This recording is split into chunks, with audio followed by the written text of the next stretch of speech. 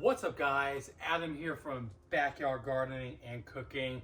So I'm just adding some worm castings to my garden right now, which is a really good organic fertilizer that you guys should be adding to your vegetable beds as well. But in this episode, I wanted to talk about the economic value of vegetables and explain to you guys the difference between high value and low value crops. Growing high value crops is especially important if you're gardening in small spaces. So in this episode, I'm going to explain the difference between high value and low value crops and show you guys my top 5 fall high value vegetables that I'm growing. So let's garden it on.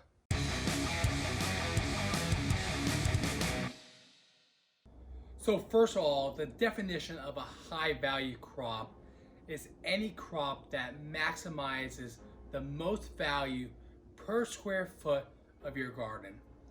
So crops like corn and okra will be low value because they take up a lot of space and require a lot of time before you can have a harvest. That's why I really love this green stalk vertical garden tower, because I can fit a lot of vegetables and herbs in one small space. So the first factor in determining what makes a vegetable high value is the amount of time they take to produce a harvest. Carrots take between 70 to 80 days to mature depending on the variety. So that quick turnaround makes carrots incredibly valuable to the home gardener, especially if you're gardening in small spaces.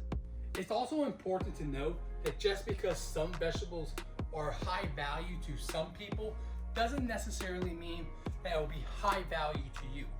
For example, if you don't like the taste of radishes, you shouldn't be growing radishes, even though you can grow lots of radishes in 1 square foot of your garden. So that brings me to the next factor in determining the value of a vegetable, and that's its taste.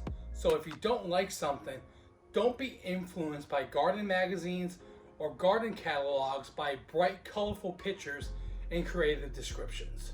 So as you can see, a trend in what makes a vegetable valuable to the small scale home gardener is if you can grow it in a small space. So if you can grow a vegetable in a small garden tower like I have here without overcrowding or letting the roots become root bound, that vegetable should be grown. For example, you should grow Swiss chard if you like it, because it grows very well in a garden tower just like this. The next factor that makes certain vegetables high value to small scale home gardeners is the cost at supermarkets. Lettuce is one of the most expensive produce you can buy. Not only is lettuce super easy to grow, but you can grow a lot of it per square foot of your garden. So the fourth high value vegetable that I'm growing in my fall garden is broccoli. Now broccoli is really easy to grow, especially if you're growing it in the fall, but I highly recommend growing broccoli if you want to save some money at the grocery store. So the fifth high value vegetable that I'm growing, and I recommend that you guys grow too, are onions. Even though onions take about 5 months to develop, you can be harvesting the green parts within a few weeks.